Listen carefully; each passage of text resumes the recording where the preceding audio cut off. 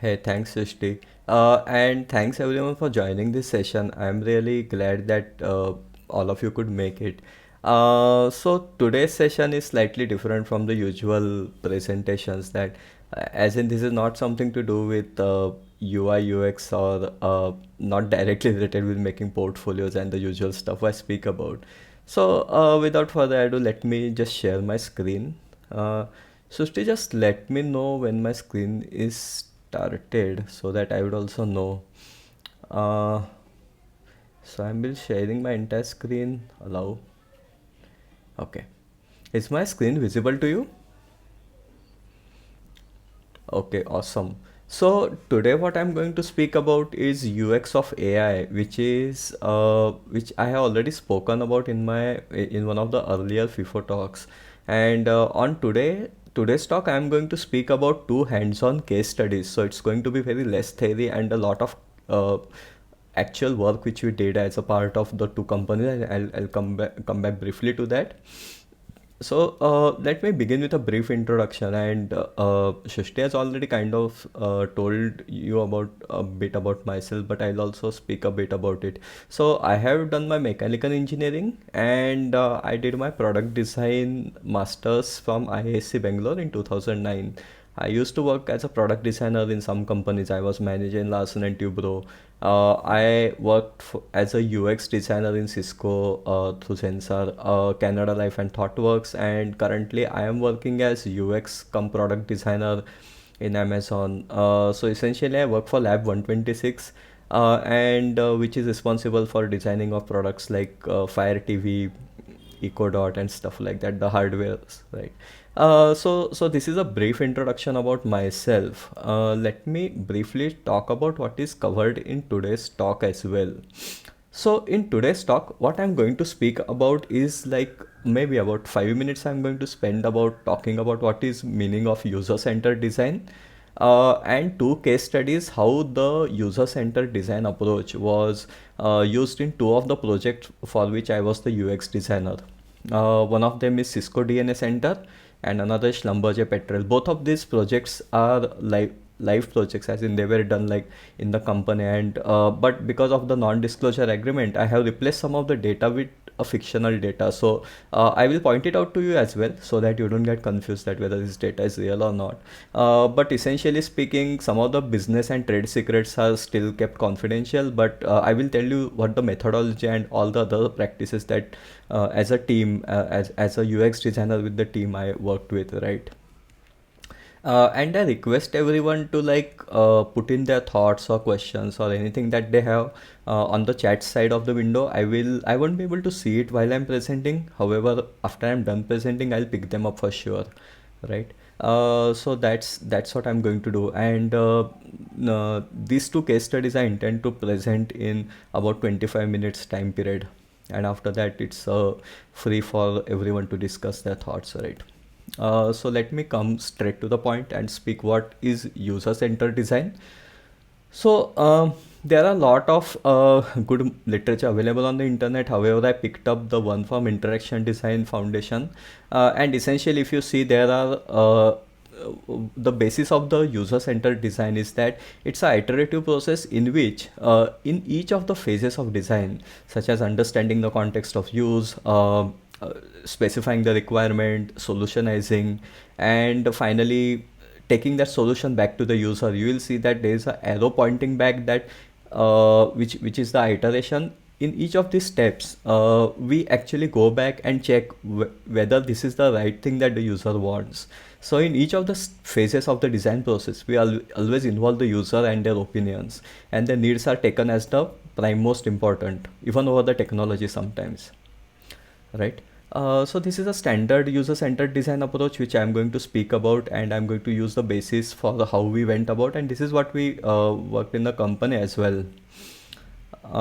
So let me go to the next slide and speak. There are a few other methods that could be used, right, for UX of AI. One of them is activity-centered design, which is basically speaking about what are the different activities that can be automated, and that is the basis for artificial intelligence application. There's a CK theory, which is like more of concept knowledge, but it's rarely used in the industry, but it's used in certain places where more of theory and the AI has to be evolved to a large degree. And finally, there's a user-centered design. So this is use-centered. Remember, this is not user-centered.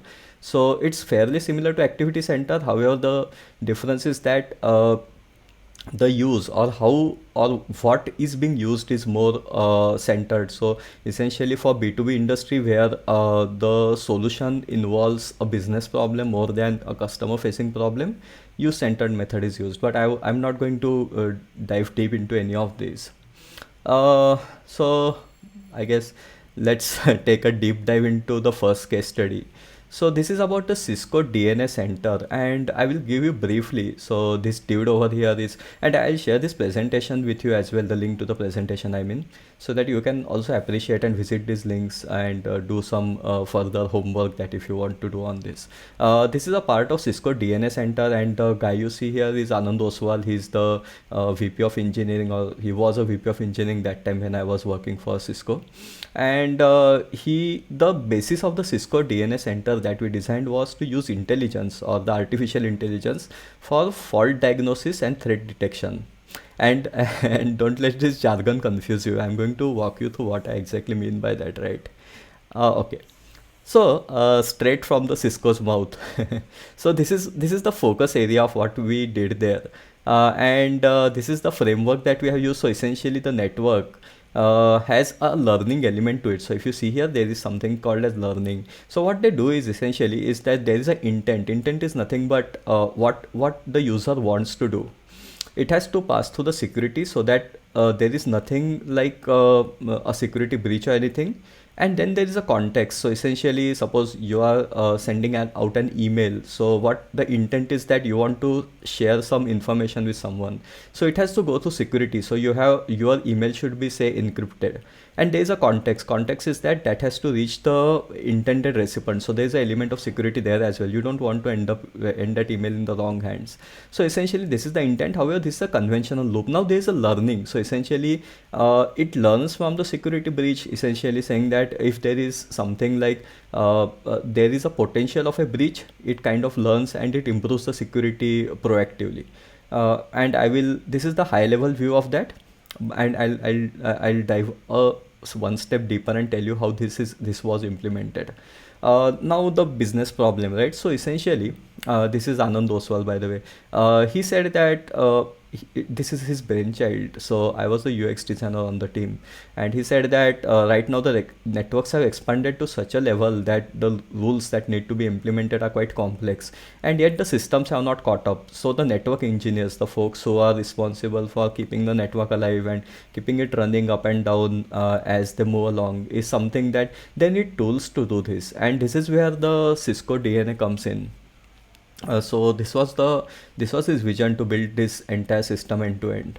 So and okay, now let's take the deep dive into the UCD process. So let me first tell you, this is the context of use. So what we did was essentially the first thing, and this was done by me. This is what I did. I actually went ahead and spoke with who the network engineers are. So network engineers are the folks who are responsible for keeping the network running, and they're responsible for fault finding. If there is a breach, they have to take care of that. If there is a network downtime, they have to go and fix the problems and all sorts of things. So essentially, they are like the folks. If you have say Hathway network, these are the folks who will be solving all your problems. If your network slows down, or if there is a downtime or something, you will call that Hathway service center number, and probably it will reach the network engineer if the problem is at their end. So this was what the context of use was.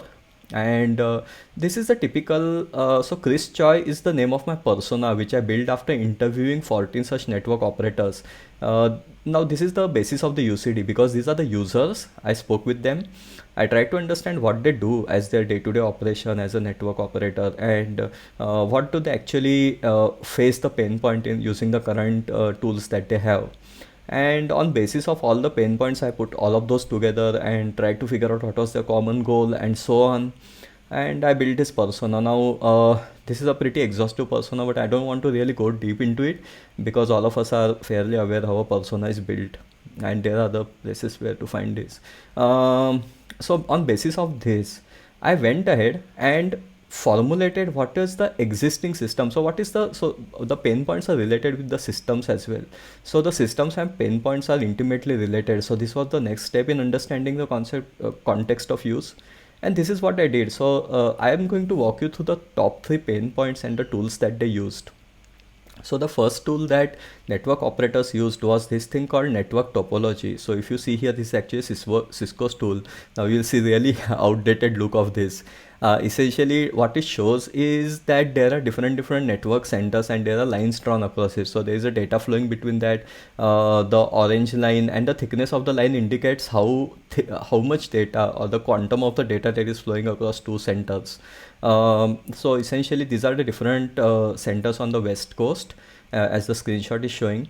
And what the pain point they faced was this, that the network operating tool only provides connection. So essentially, I know that, for example, Cisco San Jose center is connected with their California center and so on, but not what is the health of it. For example, if I tap on any of these network centers, actually they will see a graph, you see on the left side here. So this is the host traffic graph.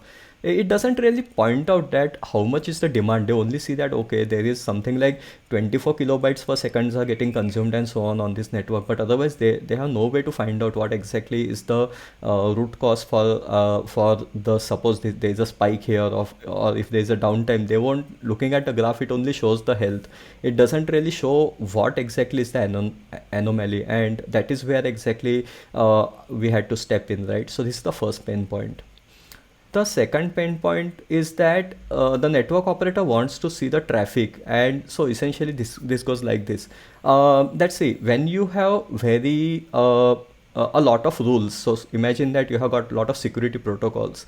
What will happen, that your data will be sorted by all the rules. So suppose, just imagine that you have put a rule that I don't want any attachments above 5 MB. Another rule says that I have, suppose, a very high level of encryption. The third rule says that I can send the email only to the people of my organization. So these are the three rules which I'm applying. So whenever a data is passing through that all these three rules will be applied and the network will be slowed down.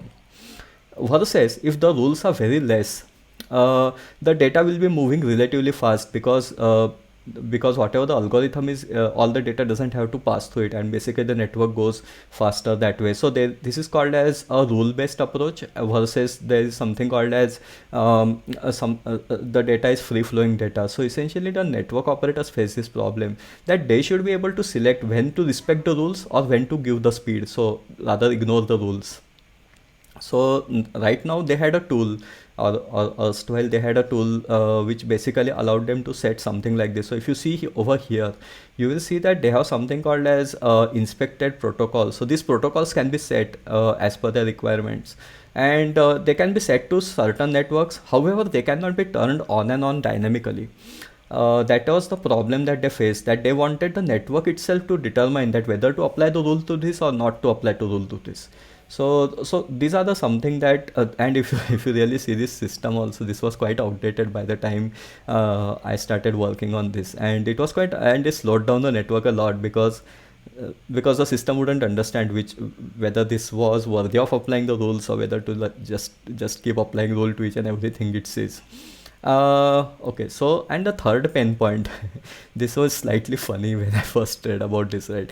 So, see, this is a wireless control system. So forget what it does, but essentially, see, these are alarms. What you mean by alarms is basically if there is an unauthorized usage, or suppose there is a sudden spike in the network. So just imagine, okay, on Monday morning, you are a network operator. You come to the office and say that, okay, Monday morning everyone is turning on the computer, so there is a sudden spike in the network. So there is a lot of people who are consuming the network. Then, as by the lunchtime, the network usage goes down because everyone is gone for lunch and they are off the network. On Tuesday, also similar pattern happens, that in 9 o'clock in the morning, everyone turns on the network and there is a spike. Wednesday, same thing happen. Thursday, same thing. Every day. However, on Saturday, suddenly there is no spike in the network. So this system would say that, hey dude, there's something seriously wrong with the system. I mean, people are not using. There must be a failure, and it will trigger an alarm like this. Now, if you see on this, I have highlighted a uh, small piece of screen here, if you see, there are rogue alarms are 570. Rogue alarms are basically false alarms. So there are 577 false alarm as compared to other realistic alarm. There are none. So system itself is saying that okay, I have like detected 577 and they are all false. But what they do with it, I don't know about it. So this was the kind of system that they saw, and that's where the network operators complained that hey, there are so many false alerts on my dashboard. I don't know what to do with all that, and I had to go every time and treat it as like a real alarm because I don't really know whether it's like a true failure or something that system is just throwing at me for having fun with me. So these were the top three pain points, and now I'll talk about how the AI actually helped us to solve them. So this is the summary of the entire thing. I don't want to go again into this, but just at a high level, there is a too much clutter on the network flow diagram, so folks were not able to find out what exactly was the root cause. They cannot really see how the traffic is working, or they cannot set the priority dynamically, and finally the system cannot recognize the deviation from the pattern. So essentially the system needs to be slightly intelligent.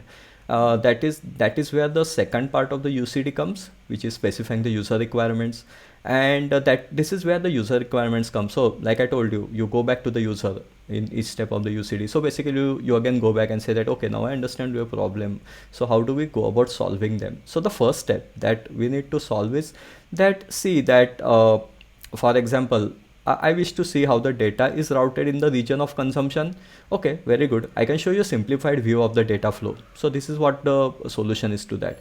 So you simplify the network view and show them, okay, these are the places where the data consumption is quite high. Another quotation is that it should show busy routes. So like just like you see on the Google map, for example, you should see which routes are heavily loaded. And these are two of the many requirements, and many such requirements came up as we spoke with the users and understood what they exactly want, right? Uh, Now the next step, the second problem, I want to set whether the traffic should respect the rules or speed. So very simple. If there are rules, very good. You need to follow the rules. If you want to let the data flow freely, then there should be a smart switch, and I'll come to this. A smart toggle is like. So essentially, the network operators just want to say that okay, now you should follow the rules, or now the data shouldn't follow the rules. So it should be like simple on and off process, and it's a binary choice, right? Either you follow or you don't follow, or you follow some of the rules or you ignore some of the rules. But every rule should have a on and off toggle, and that's what they were asking for. And that's what our requirement was. And the third thing, that okay, too many false alerts are there on the dashboard. So what do you actually automate the system to recognize what the pattern is being followed. So this is how the pattern actually looks like, and this is okay, taken from a research paper. So it's like more like a simulated data, but this is how the system recognizes. So you see this red colored patterns. Those patterns will be recognized by the system and said that okay, these are normal patterns. Anything apart from this is anomaly, and that is where they see. So this is the summary, which I won't go into again. I just spoke about it, right? And then comes the third part, which is the design solutionization. As a part of solutionization, why did we decide to go for AI solution? And you should remember these rules whenever you think about applying AI to any of the system. So the first thing is that domain should be complex enough, and it should be modelable. Like you should be able to model it. If you cannot model it, it's slightly difficult to apply artificial intelligence to that.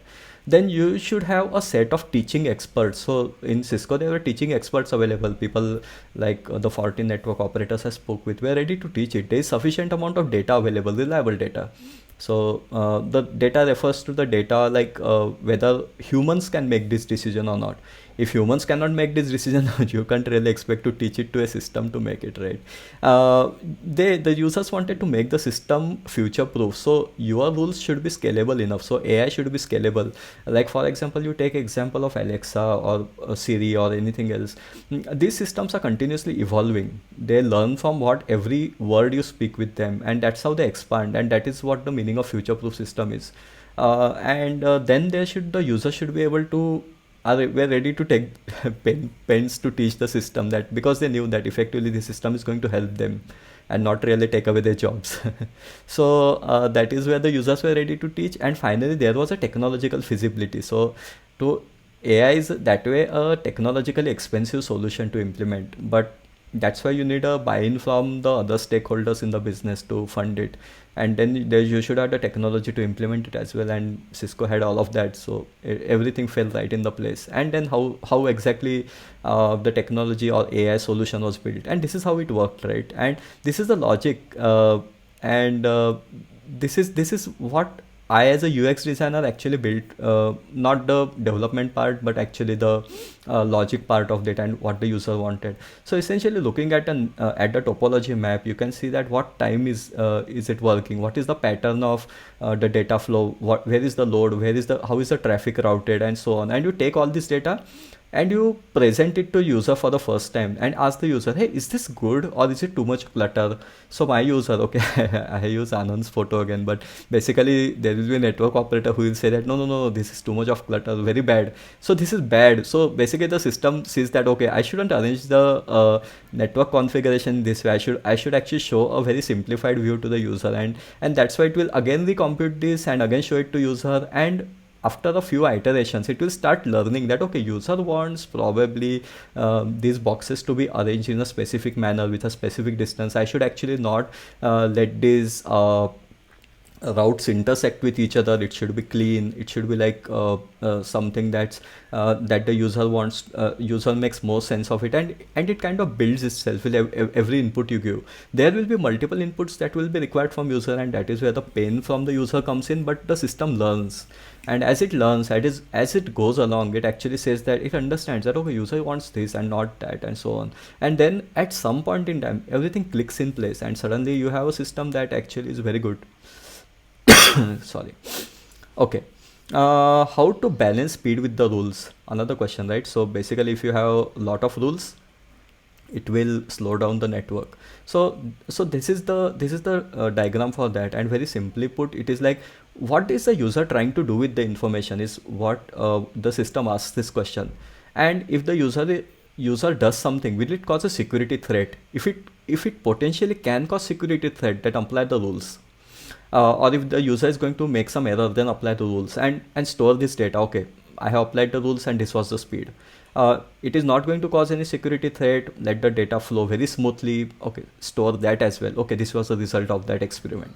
And then it shows this data to the user and says that, hey, was I right in taking this decision? So was I right in applying the rules, or was I right in, say, not applying the rules? And then the system says that, hey, tell me, user. So user tells that, hey, yeah, you are right. And that's where they said, oh, nice, I was right. And it remembers this as a learning, and next time it knows what rules to apply. So I will give you a concrete example in the next slide, right? And if it says, no, this rule was wrongly applied, so then it still remembers, but it, though I have said forgotten, it doesn't forget, but it again goes and challenges the intent of the user. So maybe it did not understand the intent correctly. So that is how the system gradually learns over a period of time, and this is the learning model for that.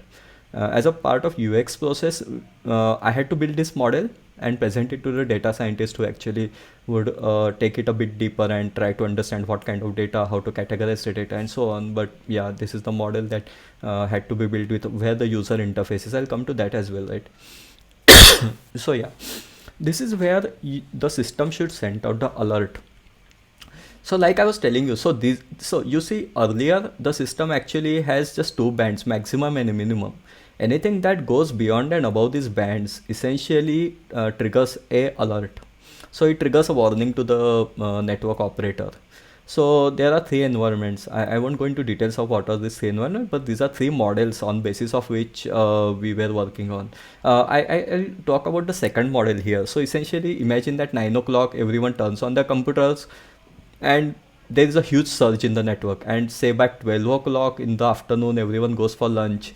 So there is a gradually less usage of network. Earlier it used to trigger a system alarm saying that, oh, 9 o'clock, and network operators used to ignore it anyway, because they knew at 9 o'clock there will be a surge in network, and at 12 o'clock there is a downtime of the network, and so on. However, if the downtime is so now the you see on the right side the AI driven system. So dynamic baseline means that actually the system learns the pattern over a period of time. And then if there is a deviation in that pattern which has learned over a period of time, it will trigger the alarm. That alarm, network operator can choose to act upon or choose to ignore it. However, it will trigger an alarm in very rare case. So if you see on the left side, there is a lot of red area which is potentially triggering an alarm. On the right side, there is a very less red area which is realistic enough to take an alarm. And again, the system, as the user tells the system that hey, this is a false alarm, don't bother me with this. So when the user does it say 5 or 10 times, the system will learn that hey, maybe it is asking me that this is a false alarm every time, I shouldn't bother the user with this, maybe I'm making a mistake there, and it learns, right? So that is the AI driven system which I'm talking about. And okay, I'll skip the summary here and go straight to the evaluation of the requirements. So there is a final implementation against which the requirements were evaluated. So I have been speaking, like showing you different stuff here, but let me tell you. So this is what we ended up implementing. The UI is also designed by me, by the way. I won't go into too much of detail because there are like so many nitty-gritties here, but basically the root cause analysis identifies the 6 Ws. So you go here, who is facing the problem, what the client is facing the problem about, then when is the problem triggered, where is the problem triggered, then why is the problem triggered. So you see over here, I'll come to this as well, and how is the problem triggered. So essentially how is like it even gives you insight into like why there is a problem, why there is a deviation, is it because of a network failure or something. So it will give its own thoughts around it. So that is what the AI is all about. It actually thinks that okay, last 4 times the problem was about say a failure of network connectivity, maybe this time also it is about the same thing, and so on. So this is what we implemented, and then comes like going back and checking with the requirement. So see, this is the simplifying of the demand flow diagram. And you remember the pain point, I have problem seeing the data which is in high demand. So see, you cannot make out what data is in high demand on the left side. However, if you multicast, like use the system which is AI driven system, it actually sees that from point A to Z, what are the different flows of network, and how the network is dynamically distributed, and what are the high usage routes. So for example, not seen very clearly here, but essentially one of the networks shown here is a quite a high usage network which is shown in red color, and so on. So it shows like which network is using a lot of bandwidth. So essentially you see the cleanliness. So this is the kind of output you'll get out of this AI.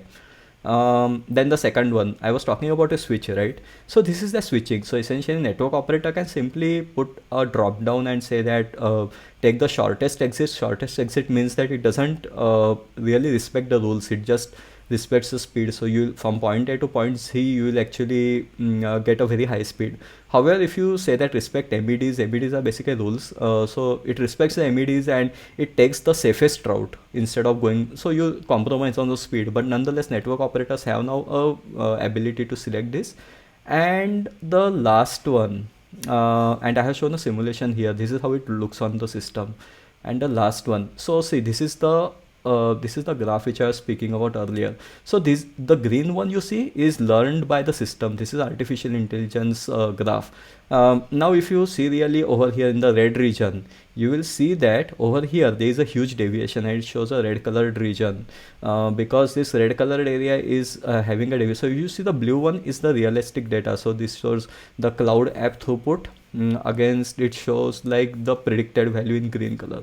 So there's a big deviation here, that's why it says triggered a alarm here. So there's an issue, and if the user clicks on this issue, they will be able to see what time the issue is triggered, and so on, right? And over here, however, if you see on the left side as well, there is a spike which doesn't confirm really with the green colored. However, it has not triggered this as an issue, because over a period of time it has learned that hey, this is not an issue, and that is what the learning model is. So if you really see, this should have been a triggered another issue as well, but this is not an issue according to system. So this is how the Cisco DNA Center works, and this was a success of it. And we gave a slightly better visualization. This was in second iteration when we spoke with the users. We actually color coded those links which you say. So if there is a failure, you can actually simulate the failure. There's a complete video which you can watch, and based on the Cisco DNA Center. This is from Cisco live conference that was held in 2019. I think this was 2017, and you can actually watch this. I'll share the presentation with you. You can have and watch the presentation like over there. It's given nicely there. Okay. Case study 2, and I'll be again really fast here. Sorry for that. I'll take up your doubts in a few minutes. Okay. So the second case study, oh sorry for the typo, it's actually case study 2. It's about Schlumberger Petrol. So Schlumberger is one of the world's biggest oil and natural gas service company. So essentially it tries to do an analysis. So I'll come to that instead of speaking in the air. So let me tell you straight to the context of use. So have you seen this before? This is a typical oil rig. So this is the thing that actually extracts oil from the seabeds. Now, contrary to the popular belief, not all oil wells dig straight deep into the ground. Some of the oil wells are actually branched out in 360 degrees. Like you could have a oil well that actually goes from goes down vertically, then moves to left, right. There could be entire spider web of those pipelines dug deep inside the seabed. And one fun fact is actually the Iraq-Iran war was entirely about doing all these things. But let me not go there, right? Okay. Let me go to the next slide. So how do you actually find out where to actually dig dig and where actually to turn your well to, where to put your pipe and where exactly oil is located. And before you do that, you actually need to find out where the oil is there under the seabed, which is pretty deep down. So what they do is use this kind of technique. So there is a boat, right? Behind the boat there is a something called as air gun. So air gun basically shoots out like loud sounds below the surface of the water, and that sound waves are reflected from the seabed and even below the seabed, and there these sounds are picked up by something called as hydrophones. So hydrophone picks up, and basically what you get out of this is a graph like this. Now don't beat me for this, but this is how actually the hydrophone output looks like. So it basically shows like the below the sea level, below the surface of the seabed, what are the different reflections of the sound, and you can see the meters written here. So this is how the, and there are multiple passes like this. So if I just go back one slide to show you, there are like on this photograph you can see about 7 to 8 different hydrophones. So each hydrophone will have a scan areas looking something similar to this one.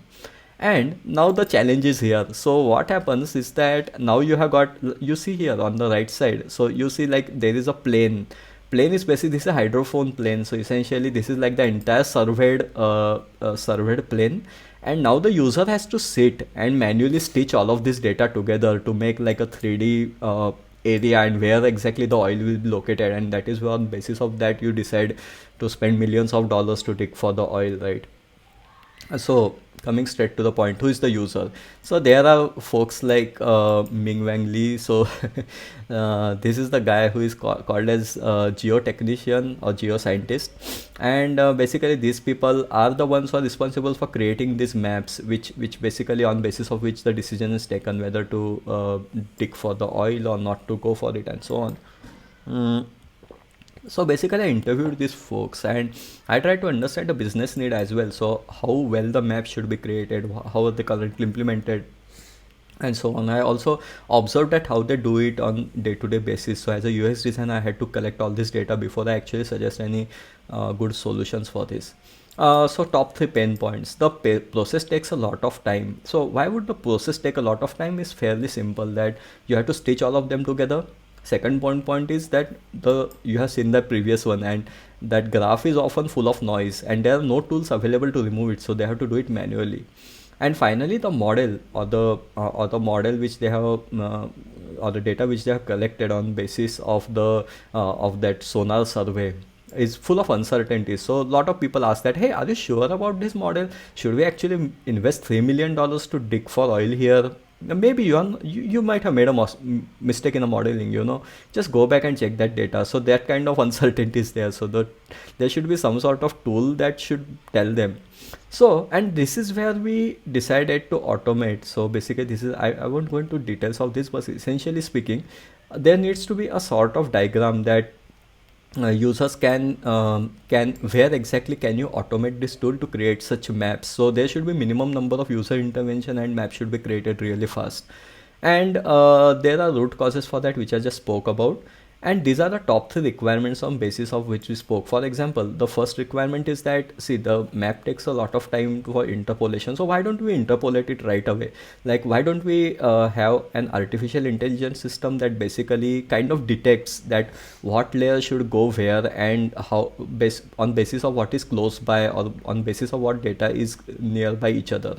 Then noise removal should be fairly straightforward. The artificial intelligence is good at detecting noise or deviations from the pattern. So once it starts learning the pattern, it should be able to find out that, hey, this is a deviation from the pattern, and this is where you should start removing this. This might be a noise. And finally, the prediction. So there should be a level of confidence. So if you see this, this is called as horizon uncertainty. So essentially it says that, hey, I have generated this model, but I might not be sure at these points. So you should go and have a look at this point. It shows a standard deviation at the bottom like this. So essentially that is how the confidence level should be built in the system, and that is what the AI is all about. It tries to tell that, okay, I have made this decision, but I'm not sure about that. So even knowing what you don't know is a big thing for these things. And then comes the system solution. System solution is fairly straightforward. It is similar to the one which I spoke about in the earlier implementation. I won't go through this again. But then comes the solution for interpolation of data, and this is how we actually spoke with the users and implemented the solution. So what we did was, every time the model is updated, or the right now the user actually does it manually, however the system watches it. So every time the model is extracted, it basically tries to find out that what are the potential areas where user is removing some data, or whether the user is manipulating some data, and it learns from it. And then what it does, it updates the model and asks the user that, hey, have I done this correctly? Is this intended? And if the user says yes, this is what exactly I want, then it will keep doing that over a period of time, and you will be able to see a graph saying that, okay, this is what I predicted, this is what you corrected. So this is a prediction correction AI. So every time the user corrects the AI, it learns something new and it becomes more accurate. So over a period of time, the system learns and it kind of starts building automated model. It takes some learning over this, but otherwise this is the system. Then comes the second solution, the cleaning of the data. This is fairly straightforward. Essentially, it just detects the pattern. It does a regression. There is something called regression module, and it basically just says that, okay, this is something that is a localized event, right, and probably noise, I should just remove it. So essentially, and the geoscientists essentially teach the system initially that, hey, this is a noise, please remove it, this is a noise, remove it. So they'll do this manually, and the system gradually learns from them, and then it starts doing the same prediction correction that, hey, I have detected, is this a noise, are you sure? Yes. Then it kind of gets better and better at it. So that is how the cleaning up is done. And finally, prediction of uncertainty. So this is completely, so there's something called reliability map, which is Petrel generating right now, and I'll come to that as well. On basis of its own estimation, it says that I'm not sure about this, so I'm still learning here. So on basis of the learning model, it says that, okay, this is the place where you should go dig deeper and teach me. So it even tells that, hey, give me a manual intervention, next time I will make more reliable maps, and that is what actually increases the reliability of the system. So from building the map completely on yourself, it comes down to just correcting the red regions on the map, and that is what the reliability map is all about. So, and then finally the evaluation against the user requirement comes. So essentially those were the requirements that we translated into a solution, and this is what the solution looks like. So I will just skip, okay, I'll come down straight to this. So see, this is how the actual software looks like. So this is what the AI is building for you. This is all you have to do is give all the survey data to it, and it will start building the plane after plane of the data, and it will start like showing you all the areas in which it is working, and it has like tried to match up everything. So if you see, these are very clean models as compared to what were manually built, and the level of confidence is pretty high. So from taking a lot of time to like a few hours of time is required to build this kind of models, and just to clean it up, because AI is, again, once it reaches that level of maturity, the model will be very accurate, and you don't even require human intervention then. But essentially the comes to second part.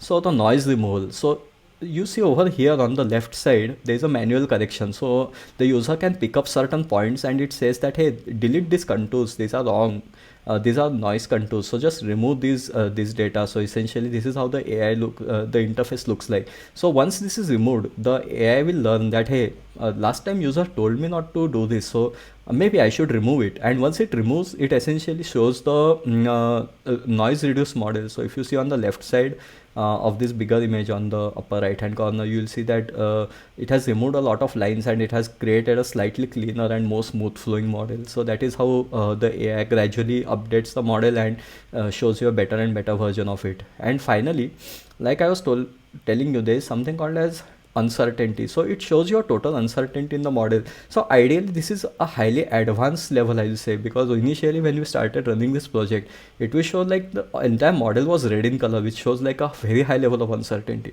Now it has come down to a level where there are few spots which is like red in color, and you can like deeper into that and see where the problem is, that you can teach them. Then gradually down the line, maybe after a few iterations, the system will not even show those. So this is how the model is evolving. And that brings me to the end of this presentation. There are a lot of nice videos you can have a look at, but I think I'll stop sharing and take the questions here. So let me do that for you. Yeah.